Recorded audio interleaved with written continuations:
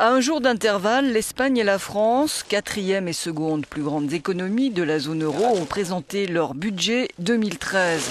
Quelle solution propose d'un côté le gouvernement conservateur de Mariano Rajoy et de l'autre l'équipe socialiste de Jean-Marc Ayrault? Quelles sont leurs façons respectives de sortir leur pays de la crise, aussi bien économique que politique et sociale?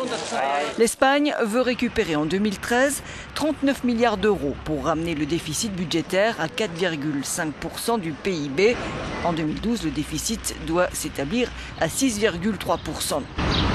Plusieurs paramètres macroéconomiques risquent néanmoins de contredire ces prévisions. Le pays reste plongé dans la récession, moins 1,5% cette année, 0,5% attendu l'an prochain. Et la baisse attendue du taux de chômage, le plus élevé dans l'Union européenne, est infime. Pour se donner les moyens d'atteindre ses objectifs, Madrid a proposé ce jeudi un plan de 43 réformes, dont la création d'une autorité budgétaire indépendante chargée d'anticiper les dérapages, des coupes en série dans les budgets des ministères, les salaires des fonctionnaires sont gelés pour la 3e année consécutive et la TVA va augmenter. En France, le gouvernement lui aussi a présenté son projet de loi de finances 2013 ce vendredi. Paris veut faire rentrer dans les caisses de l'État quelques 37 milliards d'euros l'an prochain.